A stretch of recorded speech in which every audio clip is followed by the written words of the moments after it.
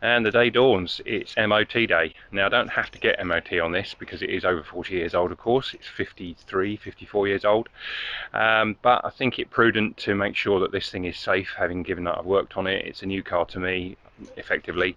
So without further ado, let's go and find out if she gets through the MOT. I'm not going to film at the garage because the gentleman doesn't want to be on film, so I'll take it and then I'll report back in a little while. Well, there's some good news and there's some bad news. I'll start with the bad news. The bad news is it failed. So it's a bit of a sinking moment really, considering I put quite a bit of effort into this to get it running sweet. Do the brakes, do the things that I know I can see that need doing for an MOT. The front right brake started to bind a little bit after I used it. I knew about the brakes. What else did I do? A couple of oil leaks, an oil leak on the front of the engine. And I've spent quite a lot of time getting the engine running sweet to actually be able to drive the thing. But my road test was successful on the day, but it turns out that actually it's thrown up a couple of other issues.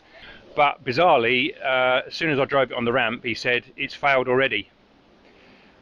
So I said, "What do you mean it's failed already? You've not done anything." And he says, "Take a look at the indicators on the front." And what he means is the indicators on the front are white. They've got a white lens and they've got a white bulb, both sides. And I never even give it a thought. And apparently pre-1965 you can get away with white indicators, but after that it's got to be an orange lens or an orange bulb. So I thought, well, if that's all it's failed on, that's a bit of a schoolboy error job, but literally, you know, a couple of quid for a couple of orange bulbs, because you can get away with orange bulbs, you don't have to put an orange lens on. And a common problem on all Fords of this period with this setup of suspension is the track control arm, this bit here. The ball joint, it basically fails in here. It's bolted to the chassis up here. It's got the anti-roll bar bush coming in from the front there, and then it's got a ball joint which is connected to the McPherson strut at the bottom, and it's the ball joint that goes inside, or rather near side to the curb, is always the one that goes most, because that's the one that gets thrown up with all the salt and dirt, and it's also the one that hits the potholes on the edges of the roads. So it's a common problem. I've done a few on my Capris over the past years when I ran Capris. Easy to do. I mean, everything on these cars is easy. Sometimes a little time consuming, but you haven't got to strip half the car apart to get to it. So, you know, literally you see what you see. Undo the bolt at the top of the ball joint, undo the anti-roll bar at the back, take the bolt out the back of the pivot, and the thing's out and it's done. You just got to break the taper in the ball joint there. It's easy. They're not expensive to do, so I'll do it. He reckons what has happened, because I did check these, because it's one of the things that you check, just like you would check a wheel bearing play. He reckons if it's been stood, it would have gone rusty inside the ball joint, and once you start using it, I've done about 60 miles in this now, once you start using it, that rust basically gets worn out and shook about, because you're moving the car and it's driving and everything, and that rust then leads to play, because what play wasn't there before because it was rusty is now loosened up, and there we've got play. The one on the offside is actually all right, but it's a good idea to change both. So as they are so easy to do and not expensive, that's what I'm going to do. I'm going to get them swapped out. On the word of the brakes, brake balance was good. So the rear brakes, having done those right at the beginning when I got the car, that is all done and good. Slightly less force on the right hand side on the offside than the near side, but within the limits, so I'm happy with that. Fronts are pretty much equal, but while I was under the car I was having a judicious look around to see what I could see, just to satisfy myself that everything is as it should be.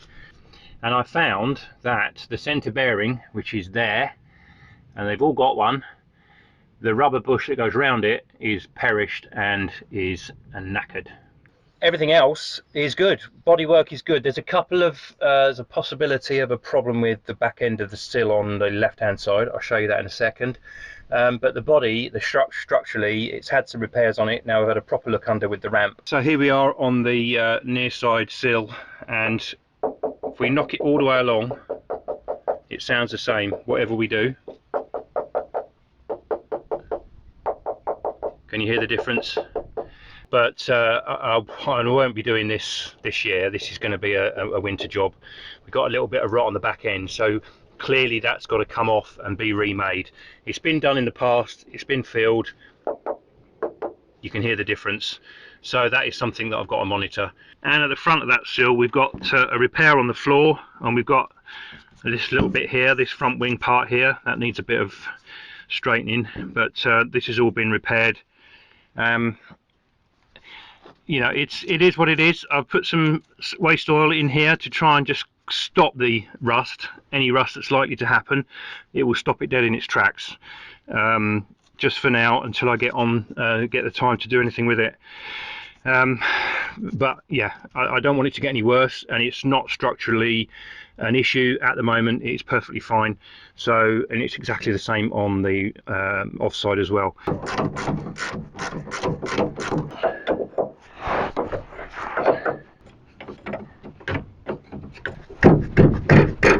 I think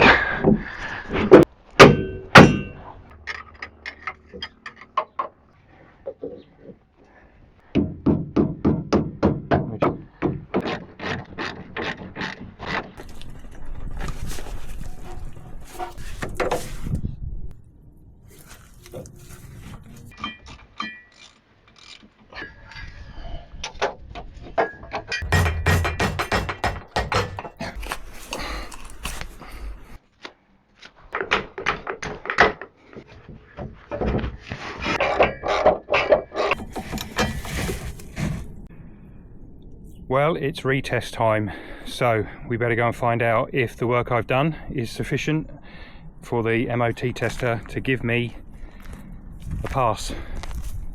That'd be good. A bit of a formality, I know, because it was just a retest and I knew what we needed to do.